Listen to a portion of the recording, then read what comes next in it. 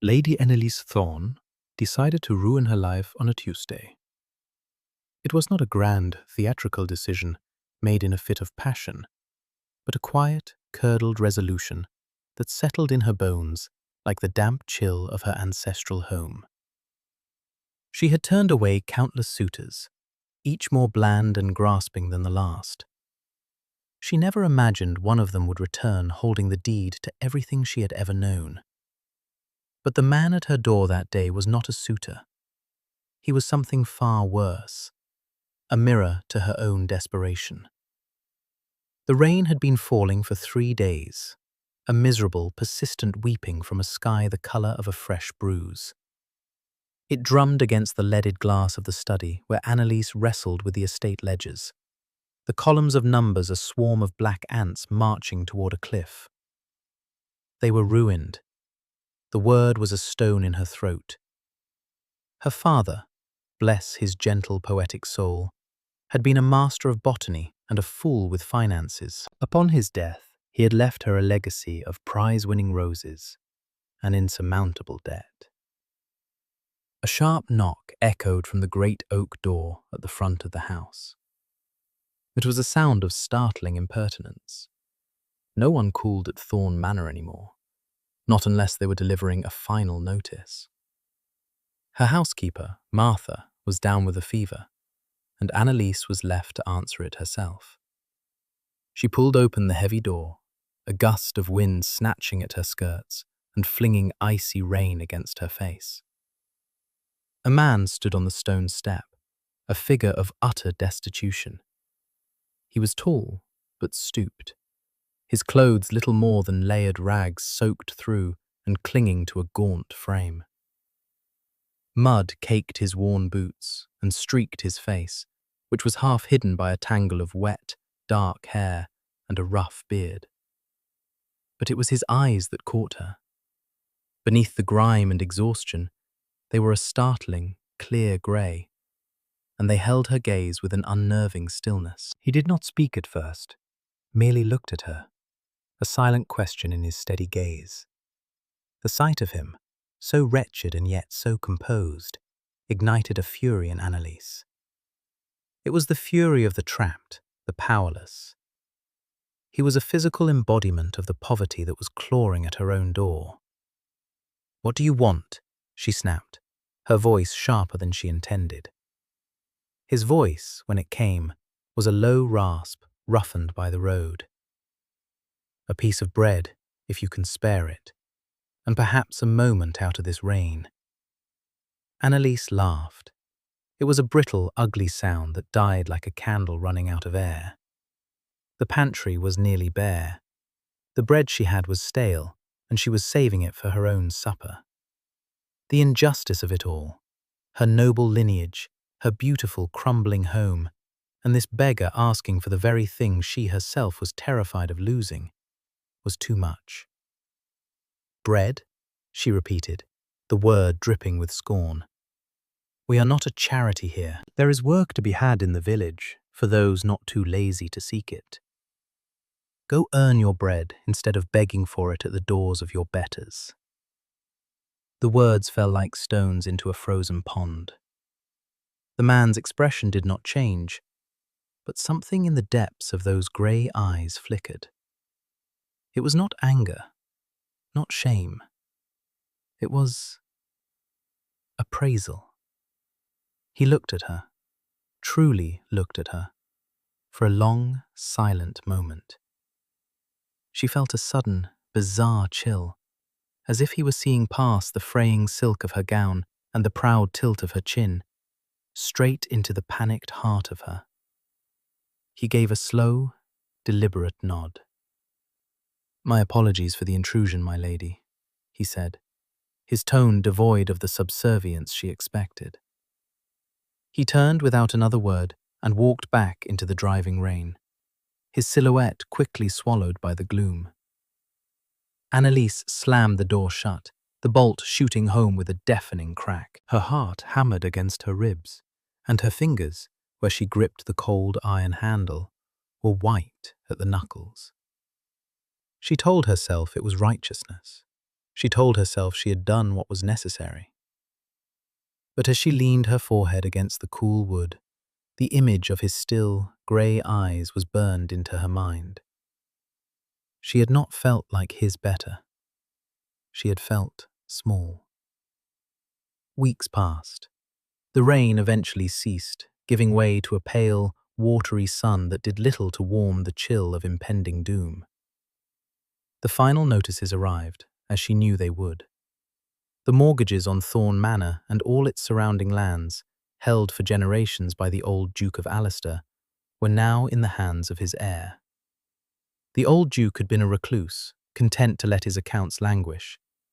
But whispers from the village spoke of the new Duke, a man of formidable reputation, known for his ruthless efficiency in London's financial circles. He was coming to inspect his inheritance. An invitation arrived, penned in a severe, elegant script. It was not a request, but a summons. The new Duke of Alistair would be receiving the local gentry at the ducal manor. Attendance was expected. Annalise stared at the heavy cream card, the ducal crest embossed in gold at the top. It felt like a death warrant. She wore her last presentable gown, a deep emerald silk that had been her mother's. It was slightly out of fashion, but it brought out the defiant green in her eyes. As she stood before the mirror, pinching her cheeks for colour, she practiced a look of detached indifference. She was Lady Annalise Thorn, and she would not be cowed.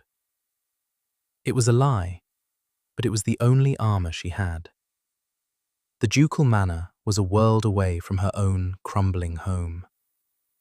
It was a fortress of granite and glass, blazing with the light of 1,000 candles. Music spilled from the open ballroom doors, a golden river of sound. The air buzzed with nervous energy. Everyone was here to see the new wolf in their midst, to gauge the length of his teeth. Annalise entered the ballroom on the arm of a distant cousin, a portly man whose main concern was the location of the refreshments. Her eyes scanned the crowd, searching for the man who held her future in his hands. And then she saw him. He stood near the grand fireplace, the glass of wine in his hand, listening to the fawning Lord Ashworth. He was nothing like the ragged traveller. This man was power personified. He was tall and broad-shouldered, dressed in a perfectly tailored coat of black superfine wool that made every other man in the room look like a provincial caricature. His dark hair was neatly styled, his face clean-shaven, revealing a strong jaw and a mouth that looked as if it had never formed a smile. He was devastatingly handsome, in a severe, intimidating way. He turned his head then, as if sensing her gaze. His eyes swept over the crowd, cool and dismissive, until they landed on her. They stopped. For a heart-stopping second, the entire ballroom, with its music and chatter, faded into a dull roar. His eyes, they were the same startling clear grey, the same unnerving stillness. Annalise's breath caught in her throat. A cold dread, sharp and swift, pierced through her. It could not be. It was a trick of the light, a phantom of her guilty conscience. It was impossible. He excused himself from Lord Ashworth with a curt nod and began to move through the crowd. He moved with a quiet, deliberate grace that was somehow more commanding than any swagger. The crowd parted for him as if by magic. He was coming toward her. Her cousin, seeing the Duke's approach, began to stammer and bow. Annalise stood frozen, her carefully constructed composure shattering like thin ice. He stopped before her, his height casting a shadow over her. Up close, The resemblance was undeniable. The bone structure, the line of his brow, it was all there, sharpened and refined, but unmistakably the same. "Lady Annalise Thorne," he said. His voice was not the rasp she remembered, but a deep, cultured baritone. Yet the cadence held a faint echo of the man on her doorstep. "I am Alistair, Duke of Blackwood." She managed a curtsy, her movements stiff and jerky. "Your Grace," she murmured, her own voice a stranger's. He did not smile. His gaze was intense, analytical. "I have been reviewing the accounts for my new estate," he said, his voice dropping slightly, meant for her ears alone. "There are a number of irregularities, particularly concerning the Thorne property." Her blood ran cold. This was it. This was her ruin, delivered in a ballroom, wrapped in polite words. "I find myself in need of a comprehensive catalogue of the Thorne Library," he continued, his eyes never leaving hers. "I am told it is extensive. I will call upon you tomorrow morning to discuss the matter." It was not a request, it was a command. He held her gaze for another moment, a moment that stretched into an eternity. And in the cool grey depths of his eyes, she saw it. A flicker of memory. A silent acknowledgement of the rain, the wretchedness, the scorn. He knew. He remembered everything.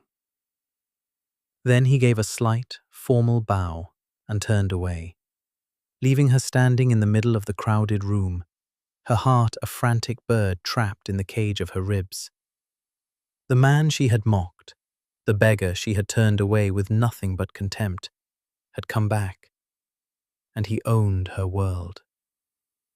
The next morning arrived with a sense of grim inevitability. Annalise had not slept. She had spent the night pacing her bedchamber, the Duke's face swimming before her eyes. First the ragged traveller, then the imperious nobleman. They were two sides of a coin she could not comprehend. She dressed with defiant care in a simple grey morning gown, her hair coiled neatly at the nape of her neck. She would face him not as a supplicant, but as the lady of the manor, however tenuous her claim to that title now was. She would not give him the satisfaction of seeing her fear. He arrived precisely at 10 o'clock, his carriage a gleaming black lacquer shell drawn by two magnificent black horses. He was alone. He entered the house, his presence seeming to shrink the already cavernous, sparsely furnished hall. He glanced around, his expression unreadable, taking in the faded tapestries and the worn marble floors. Annalise led him to the library. It was her father's sanctuary, the one room in the house that had been perfectly maintained.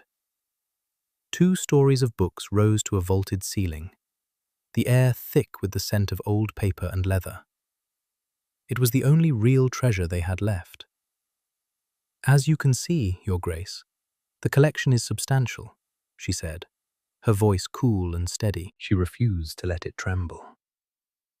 He walked slowly along a shelf, his gloved fingers trailing lightly over the spines of the books. He did not seem to be looking at the titles, but rather absorbing the atmosphere of the room. "Indeed," he said, his back still to her. "My father spoke of it. He said it was the finest private collection in the county." He turned to face her, his expression as remote as a winter sky. "The debts on this estate, Lady Annalise, are equally substantial. In fact, they are overwhelming. By my calculation, you are bankrupt." The word hung in the silent air between them.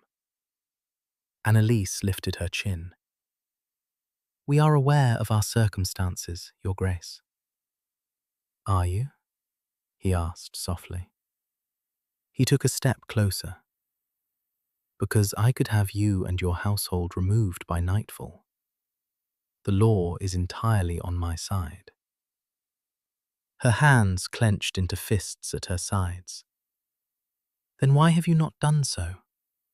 Why this pretense about cataloguing a library you intend to seize anyway? Is this some sort of game? A drawn-out revenge for a perceived slight?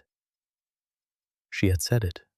The accusation was out, sharp and dangerous. She expected him to lash out, to confirm her worst fears. Instead, a flicker of something unreadable crossed his face. "Revenge is a tedious and unproductive pastime, my lady," he said calmly. "I am a man of business. I am here with a proposition." Annalise waited, her breath held tight in her chest.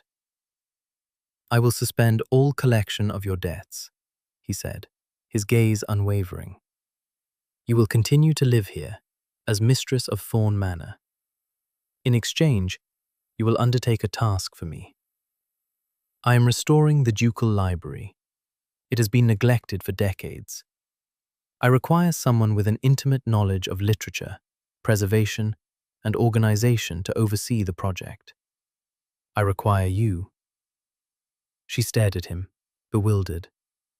Of all the things she had expected, eviction, ruin, a forced marriage, this was not one of them. It was absurd. A punishment disguised as employment. A way to keep her under his thumb, to remind her daily of her precarious position. "You wish for me to be your librarian?" she asked, the words tasting like ash.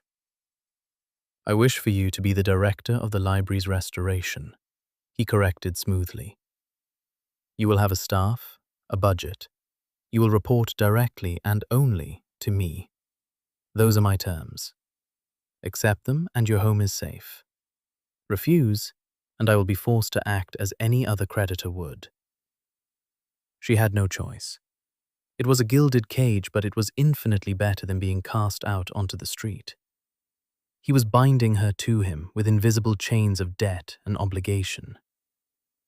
"I accept," she said, the words feeling like a surrender. "Excellent," he replied, a faint, almost imperceptible hint of satisfaction in his tone. "You will begin on Monday. I will send a carriage for you each morning at 9.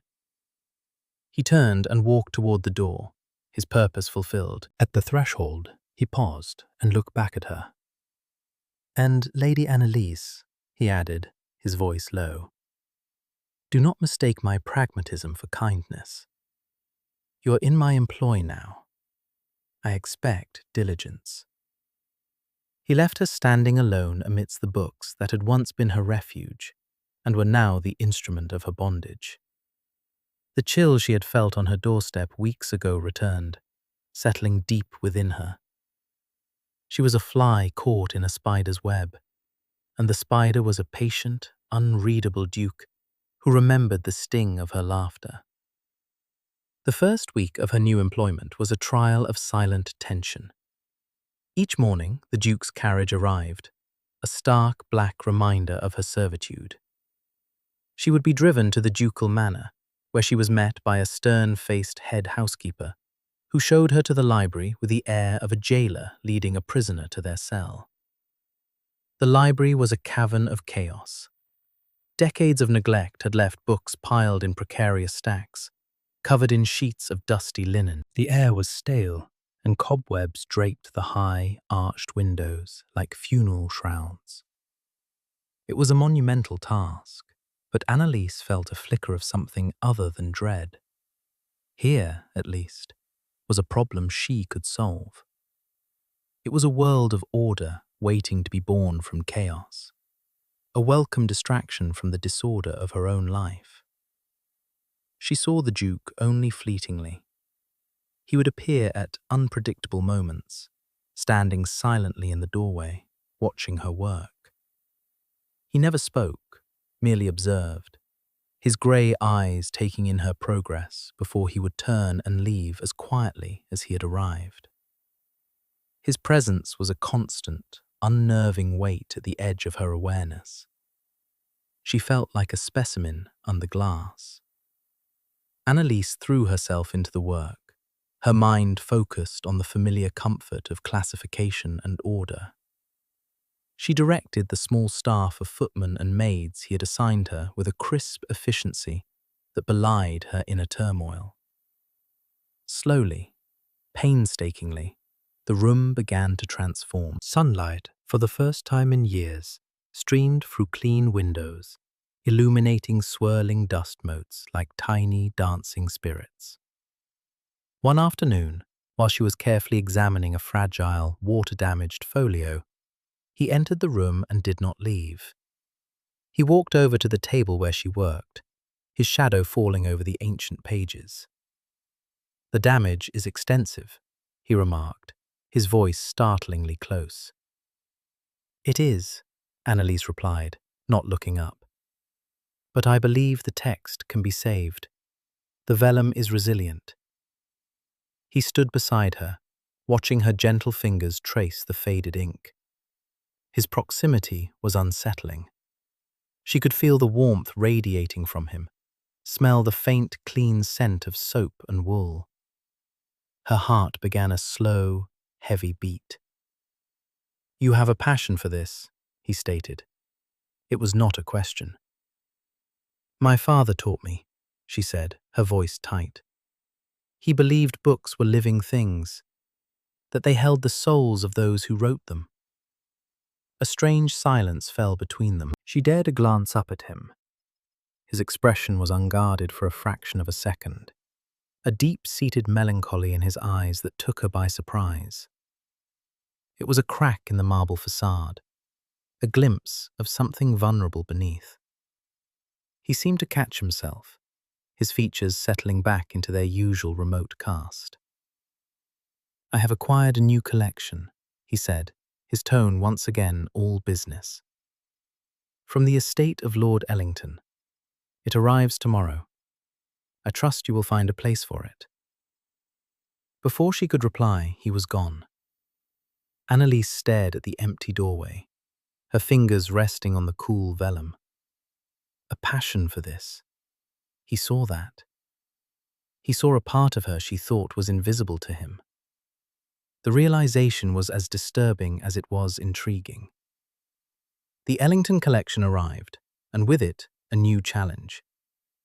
Annalise found herself working later and later, often missing the carriage that was meant to take her home. On those evenings, she would walk the few miles back to Thorn Manor, the cool night air a balm on her frayed nerves.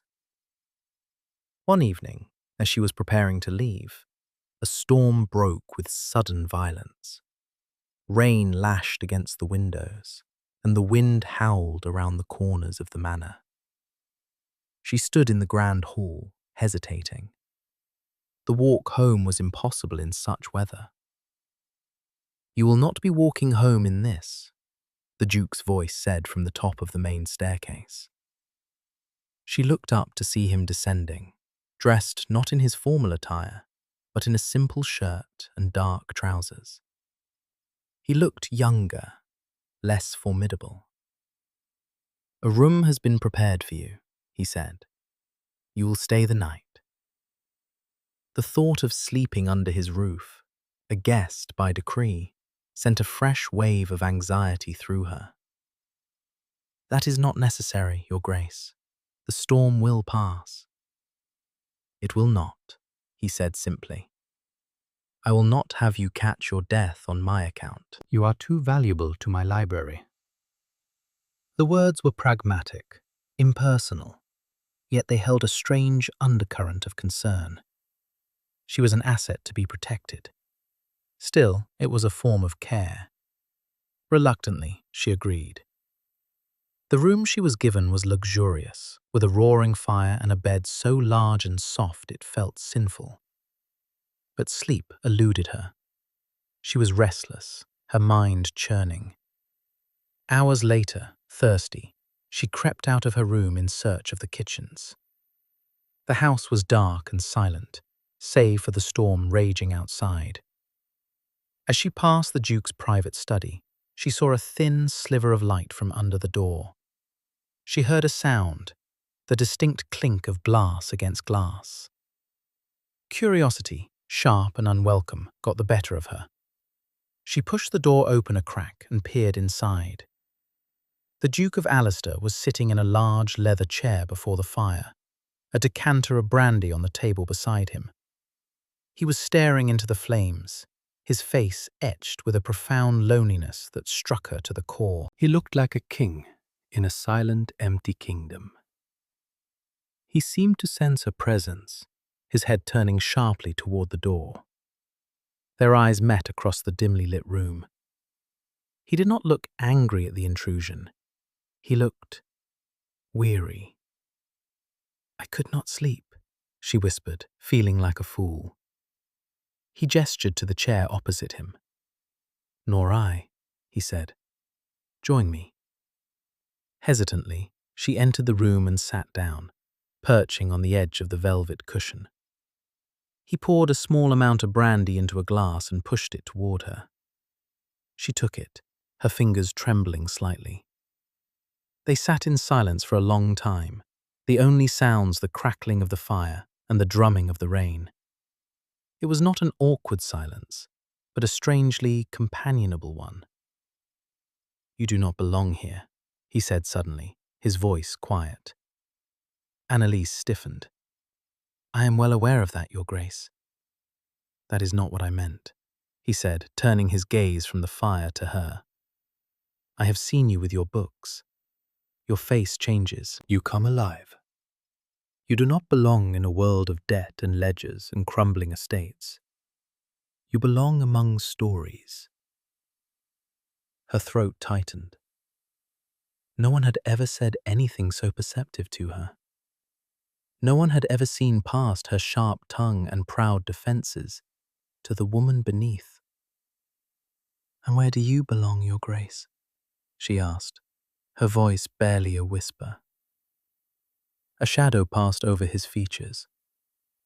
"I belong here," he said, and the word sounded like a life sentence. "Among the ledgers and the duties. This is my inheritance." In that moment, she did not see a powerful duke, her creditor, her tormentor. She saw a man as trapped by his circumstances as she was by hers. A crack in the armor had appeared, and through it, she saw a flash of the lonely man within. It was a dangerous, terrifying, and utterly compelling sight. The fragile truce forged in the firelight of the Duke's study did not last. The world outside the manor walls soon intruded, its petty cruelties sharp and persistent. As Annalise's daily trips to the ducal manor became routine, tongues in the village began to wag. Whispers followed her in the market, speculating on the nature of her employment.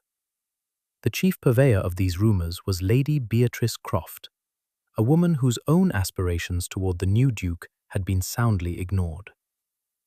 Beatrice, with her sharp nose and sharper smile, saw in Annalise a rival to be dismantled. The whispers grew into a steady hum of gossip that eventually reached the ears of Annalise's aunt, her mother's sister, who descended upon Thorn Manor in a flurry of outrage and smelling salts. "Annalise, you must put a stop to this at once," Aunt Helen declared, fanning herself vigorously though the drawing room was cool. "Working for him? Unchaperoned? People are saying the most dreadful things. They say you are his creature." "I am his librarian," Annalise corrected, her voice tight with restrained anger. "And I am saving our home. Would you rather we were living in the street?" "There are worse things than poverty, child," her aunt sniffed. "A sullied reputation is a stain that never washes out." The conversation left a bitter taste in Annalise's mouth. It was a reminder that even in her gilded cage, the bars were still there, forged by society's expectations. The conflict came to a head at a garden party hosted by Lord and Lady Ashworth. It was the first major social event of the season, and Annalise knew her attendance was a necessity. She needed to show the world she was unbowed. The Duke was there, of course, a formidable, solitary figure who commanded attention simply by his stillness. He acknowledged her with a curt, public nod, his expression giving nothing away. Annalise was attempting to navigate the treacherous waters near the lemonade table when Beatrice Croft cornered her. "Lady Annalise," Beatrice began, her voice sweet as poison. "How wonderful to see you out and about. One hears you are kept so very busy these days.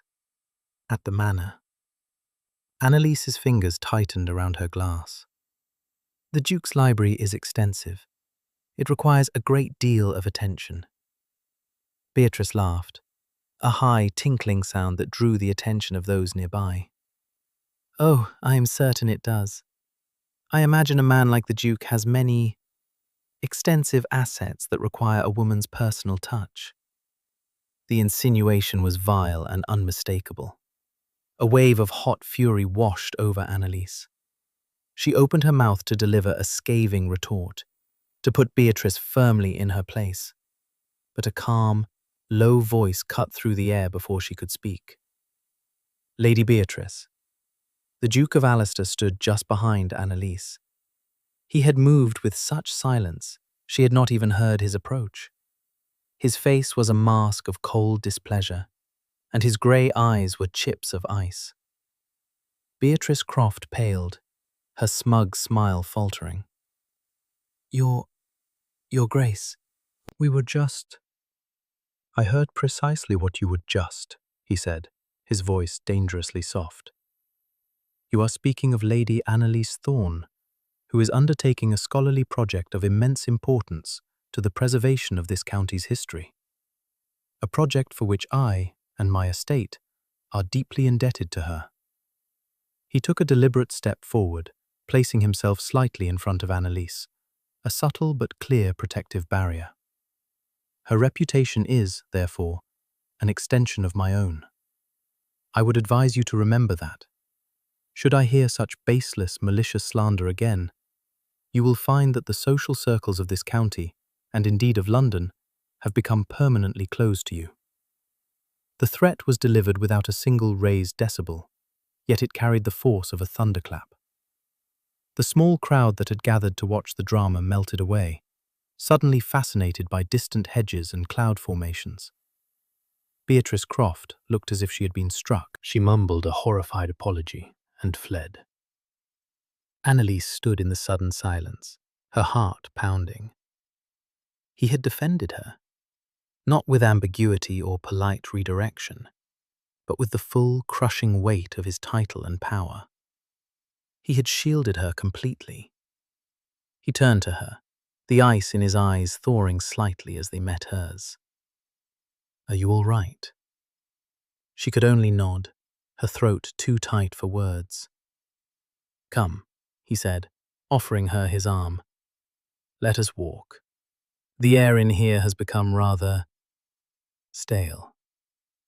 She laid her hand tentatively on his arm, the fine wool of his coat solid and real beneath her fingers. As he led her away from the gossiping crowd and toward the quiet seclusion of the rose garden, her mind was a whirlwind. This act went far beyond that of an employer protecting an asset. This was personal. It was a gesture of profound, startling chivalry from a man she had believed capable of none. The confusion she felt toward him was deepening, twisting into a knot of fear, gratitude, and a bewildering, terrifying flicker of attraction. He was her captor, and now he was her champion. The contradiction was becoming impossible to ignore. The walk in the rose garden was a silent affair. The Duke seemed content to let the quiet settle, giving her time to compose herself. But for Annalise, the silence was a breeding ground for questions. The incident with Lady Beatrice had been a turning point. His defense of her had been too swift, too absolute. It was the act of a man with a personal stake, and she could no longer endure the torment of not knowing what that stake was. Back at Thorne Manor that evening, the memory of his words, of the solid feel of his arm beneath her hand, played over and over in her mind. She could not continue this way. living in a state of suspended animation, a pawn in his inscrutable game. She needed the truth, whatever the cost. The next day, she did not wait for him to appear in the library. After hours of wrestling with her courage, she went in search of him. She found him in his study, the same room where they had shared brandy during the storm. He was seated at his large desk, immersed in a sea of papers. She knocked on the open door, and he looked up, a flicker of surprise in his eyes. "Lady Annalise." "Your Grace, may I have a word with you?" she asked, her voice steadier than she felt. He gestured to the chair she had occupied once before. "Of course." She did not sit. She remained standing, needing the illusion of control. "I must thank you for your intervention yesterday. It was unexpected." "Lady Beatrice was behaving reprehensibly," he said, his tone dismissive, as if it were a matter of little consequence. "It required correction." "It was more than that," Annalise insisted, taking a step closer to the desk. "And this arrangement, this work in your library, it is more than just a business transaction. I am no fool, Your Grace. I have felt your eyes on me from the beginning. I see the way you watch me. I need to know why." She paused, her heart hammering. "Why are you doing this? Why not just cast my family out? Is this all some elaborate, cruel revenge for a few harsh words spoken in the rain?" She finally asked the question that had haunted her for weeks. "Tell me the truth." He leaned back in his chair, his gaze steady and intense. He did not deny it. "I remember that day," he said, his voice low and resonant. "I remember every word you said." Annalise braced herself for the triumphant confession, the final cruel twist of the knife. "You want the truth?" he continued, his eyes holding hers captive. "The truth is, I was not a beggar. I was to inherit a title and lands I had never seen, filled with people who would only ever see the dukedom, not the man. I was told my tenants were suffering, that the estate was mismanaged. So I chose to walk my lands, to see them with my own eyes, to speak to the people not as a duke, but as a man with nothing." He rose from his chair and walked to the window, staring out at the manicured lawns. "I spent a month on the road. I was met with suspicion, with pity, with feigned charity. I was given scraps from back doors by people who would later bow and scrape if they knew who I was. It was a disheartening exercise in human hypocrisy." He turned back to face her, his expression raw and unguarded. "And then I came to your door. I was cold, hungry, and utterly disillusioned with the world I was about to inherit. And you looked at me with fire in your eyes. You did not offer me pity. You offered me scorn. You laughed at me." Annalise flinched, the shame of her actions washing over her anew. "I was cruel," she whispered. "You were," he agreed without heat. "But you were also the first person who was honest. You saw a wretch, and you told him exactly what you thought of him. You were not afraid. In that moment, your harsh words were more real, more vital, than all the cloying pleasantries I had endured for weeks. You were not looking at a title or a purse. You were looking at a man, and you found him wanting." He took a step toward her, his voice dropping even lower. "Your laughter stung, yes, but it also intrigued me. When I saw you again in the ballroom, I realized the woman with the fire in her eyes was the same woman drowning in her father's debts. I could have ruined you. It would have been simple." "Then why didn't you?" she breathed, her entire being focused on his next words. "Because ruining you would mean losing you," he confessed, the admission stark and profound in the quiet room. This arrangement, the library, it was a clumsy, desperate pretext. A way to keep you close. A way to see if the fire I saw that day was real. I told myself it was a punishment, a test. But I was lying. I was simply a lonely, guarded man who had found something genuine and had no idea how to approach it, except through the power he had always known. He stood before her now, stripped of his ducal armor, his vulnerability laid bare. "This was never about revenge, Annalise," he said, using her given name for the first time. It sounded both strange and deeply familiar on his lips. "It was about you." The confession hung in the air, shattering every assumption she had ever made about him. He was not a vengeful tyrant. He was not a cold-hearted creditor. He was a man who had been so starved for authenticity that he had mistaken her cruelty for it. He had seen a spark in her during her darkest moment, and had orchestrated this entire charade not to punish her, but to keep that spark within his orbit. Annalise stared at him, at the man now fully revealed to her. The anger and fear she had harbored for weeks dissolved, washed away by a sudden, overwhelming wave of empathy.